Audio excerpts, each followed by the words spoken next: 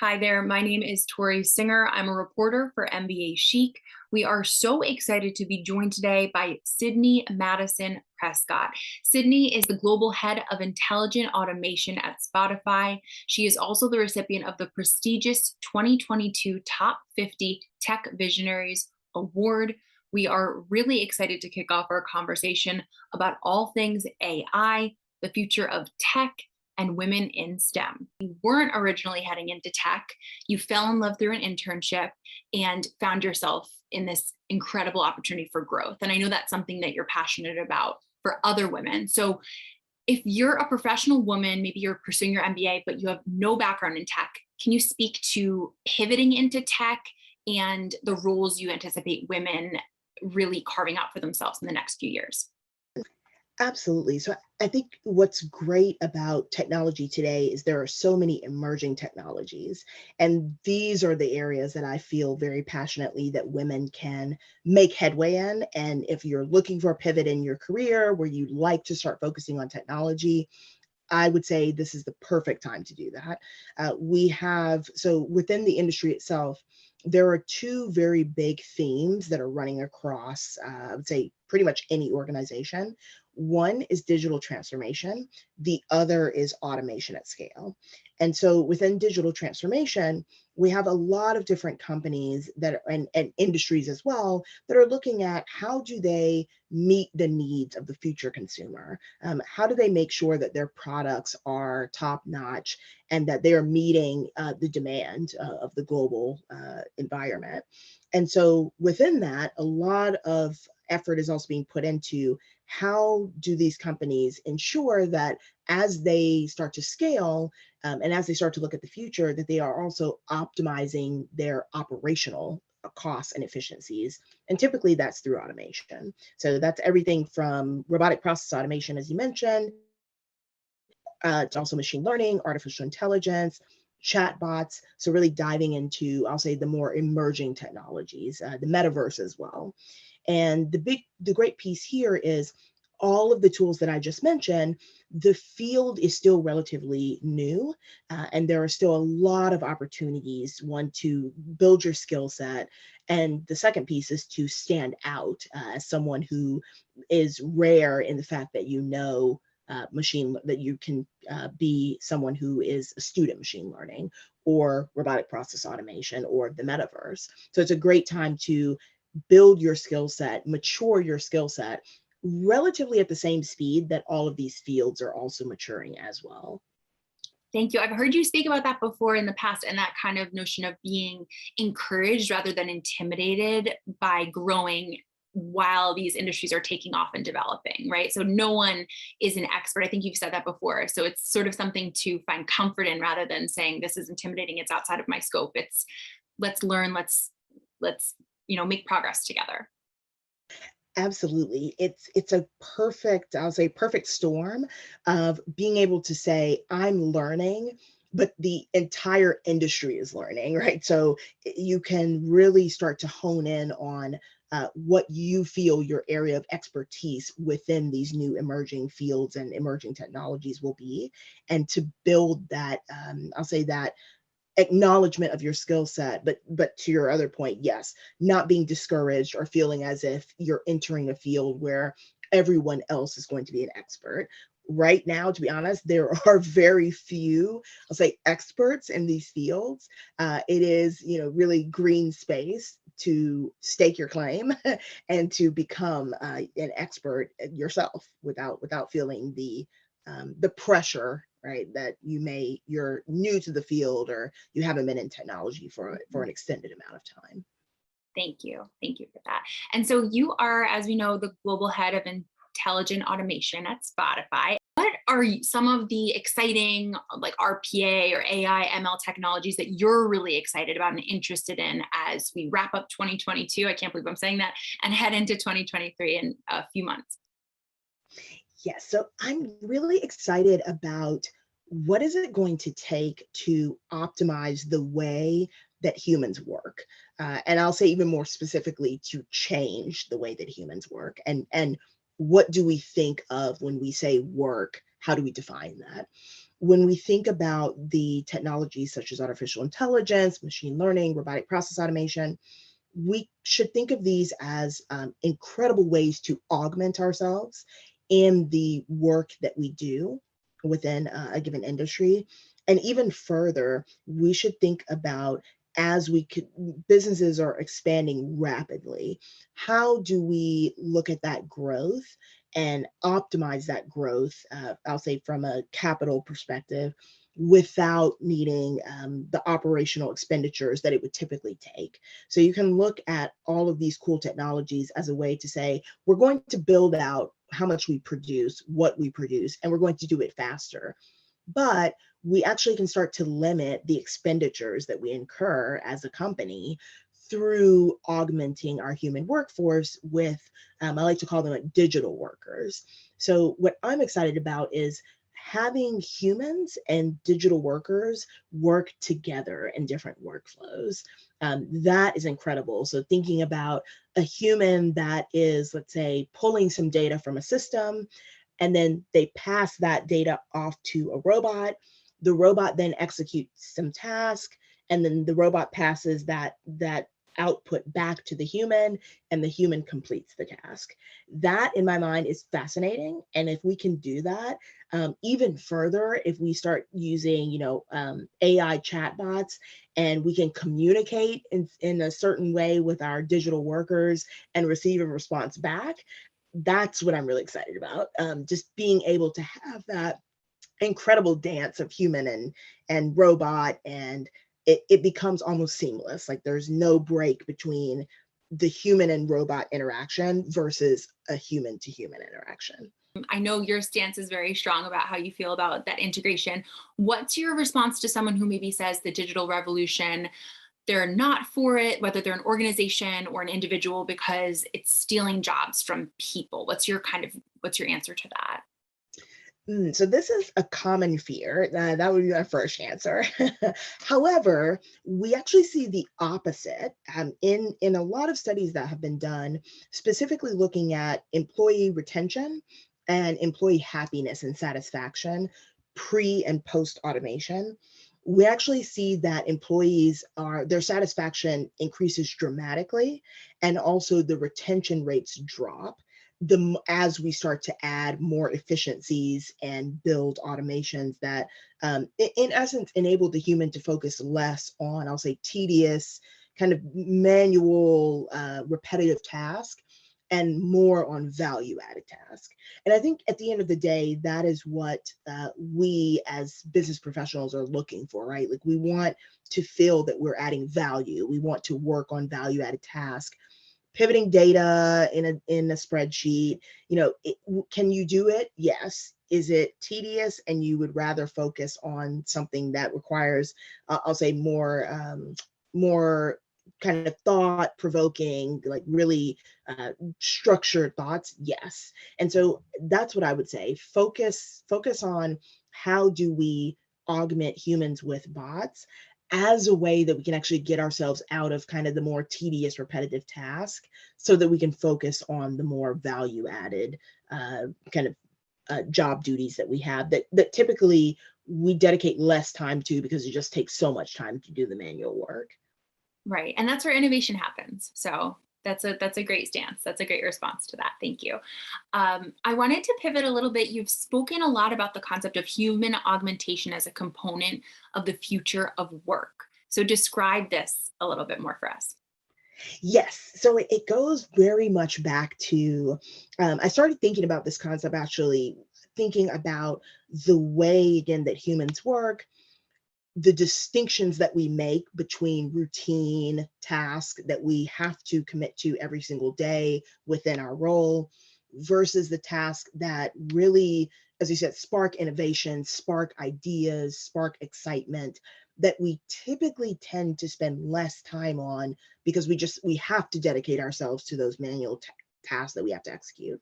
And so I started thinking like, well, what about augmenting ourselves as humans in the workforce so that we can dedicate time to the more intellectual pursuits and we dedicate less time to the tedious, repetitive, sometimes boring work. And that's really where the thought process of human augmentation comes into play, which is let's augment ourselves. And it actually enables us to do more with less time.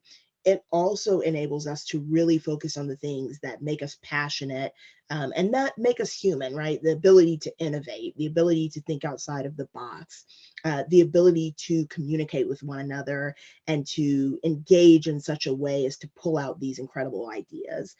Those are things that are very, I'll say, human specific for now, I'll say for now, and that we can capitalize on.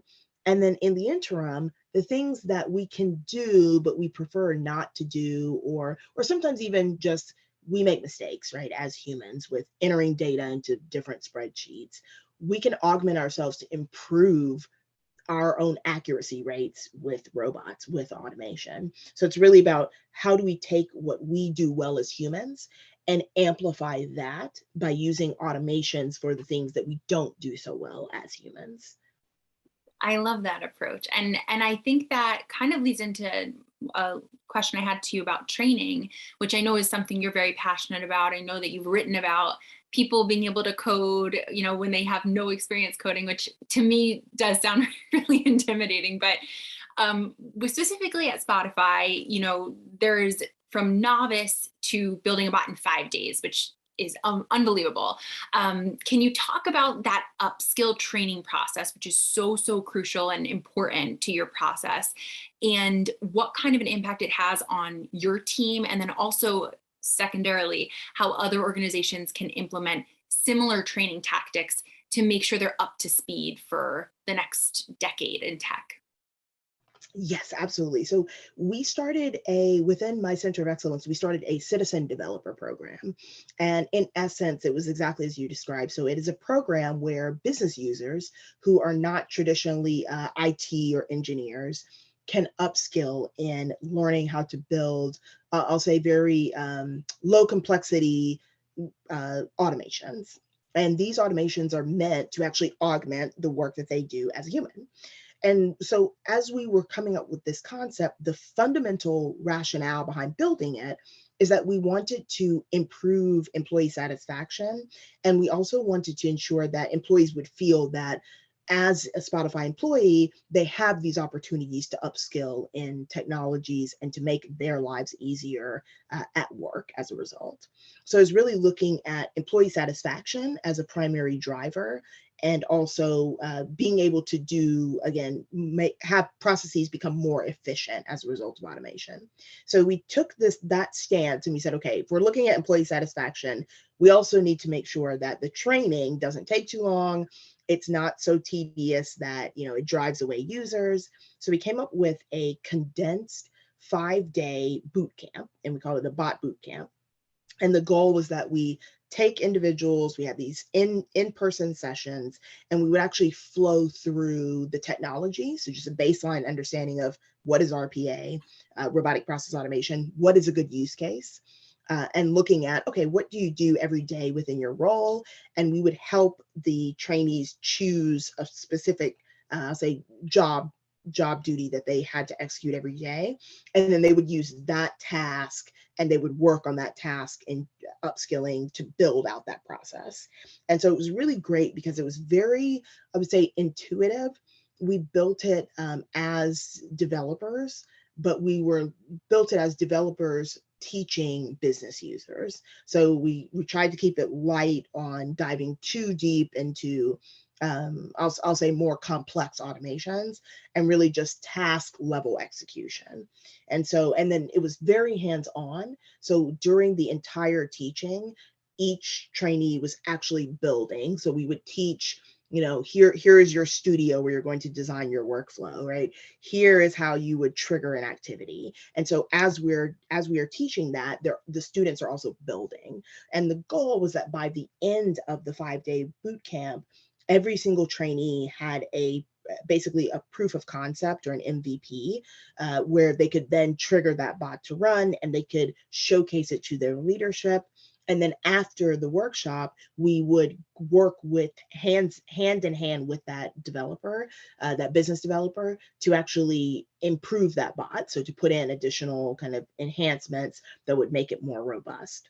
But what we really learned out of that entire process is a couple of things. One, anyone can really truly learn how to code. I think there are some artificial barriers to entry that have been created in the industry that make everyone feel as if, oh, you have to have this and this and this knowledge and education and background to code.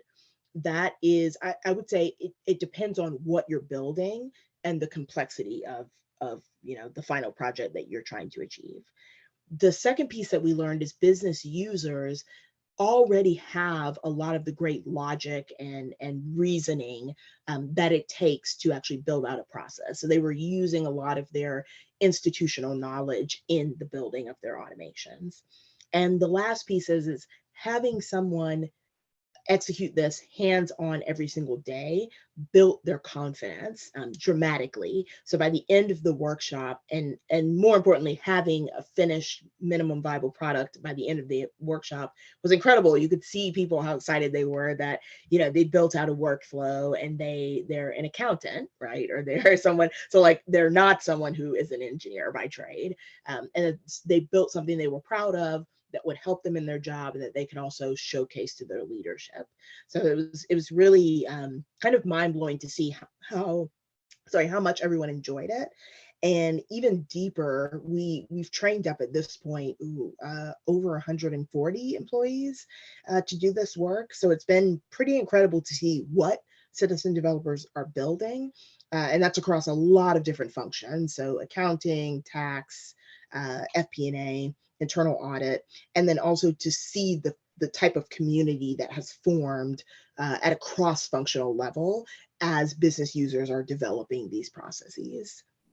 Thank you. And so do you feel that this is feasible for other organizations to implement similar upskilling or some form of it within their capacity? Because a lot of organizations maybe aren't even thinking about these kind of applications, but like you said, it could improve workflow, it can inspire creativity and excitement in their communities. So it's really important. But do you think it's feasible? Is it not realistic? Is it something people should be investing in now?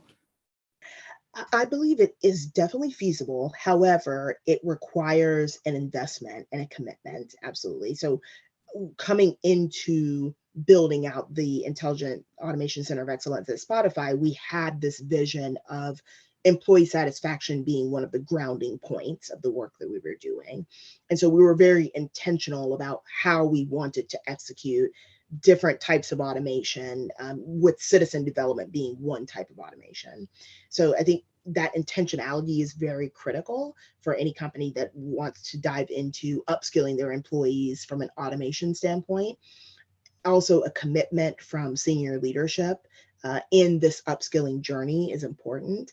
And then also bringing in your HR partners, so bringing them into this to showcase that this is an additional kind of feature that we have within Spotify that we can showcase, right, to individuals that are candidates that want to join us. Is that you're going to be able to build your knowledge even as a business stakeholder in technology, and you're going to be able to build things that are actually going to help you in your role.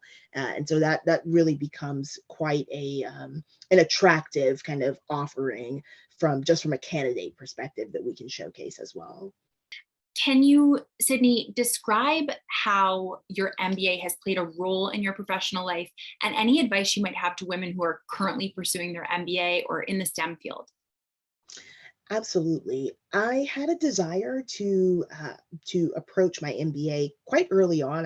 I would honestly probably say in undergrad, but of course, building my career, right, took the front seat, and so I was always, oh, I don't know when is going to be the right time.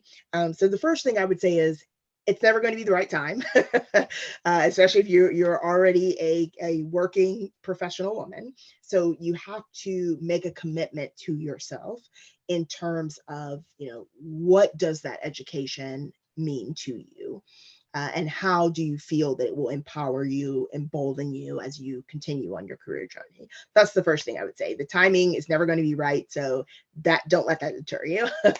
The second piece I would say is find the value that you, the personal value that you're going to connect to the pursuit of your MBA, and let that drive you. I would say for me, that really helped. So I had a concept of wanting to continue my education. I started my professional career. I continued to kind of debate about whether or not I would get an MBA. And then when I joined Spotify, I really wanted to amplify the value that I could provide back to the company. And I felt very strongly that getting my MBA was the way to do that, or one of the factors of doing that. And so I connected to myself during my MBA journey back to the value that I was going to provide to the company, and also what value was it providing back to me as a career professional, so that no matter what company I go to, I have these tools at my disposal as a result of earning my MBA. So important for so many women to hear that. And before we leave you, I just need to ask, because your role at Spotify, what is on your playlist right now? What are your go-to songs? What are you listening to right now to get you in a great mood? So I have a so funny enough, I am constantly on my Spotify Wrapped every year. I'm constantly in like the 1% of the highest, I guess, Spotify users that listen to Ariana Grande. So I would say, and literally today, that's what I was listening to. So I would say, and my Wrapped is probably going to say the same thing this year, but I would say Ariana Grande always just puts me in a great mood, and it's light, it's fun. Love her as an artist. I also have recently been diving more into the new features of Spotify. So now I just saw today there's a feature where you can create playlists based on what you're planning to wear and like your clothing. So I was like, oh, this is really cool. I like had no idea we were even developing it. So it was cool to like flow through it. And I was like, oh, this is gonna be great. So like you That can is have so cool. And I know you're super into fashion, so you're probably all yes. over that. Yes. So I was like, oh, this is great. And it's like based on your color, what you're planning on wearing, where you're planning on going, it creates a playlist for you. So I was like, that is very cool. So I'm going to be playing around with that, which is very new. And then I actually, because we released audiobooks in the US yesterday, I was listening to it's Shonda Rhimes' book, is The Year of Yes. So those are the things I've been listening to. Ariana Grande and Shonda Rhimes. It's a great combo. Yeah, exactly. That's like a really great dinner party right there. It does. So, Sydney, thank you so much for your time. We know you're extremely busy in and out of the States working on really exciting projects. We appreciate your insight to share with our team, and we hope to have future conversations with you. Absolutely. Thank you.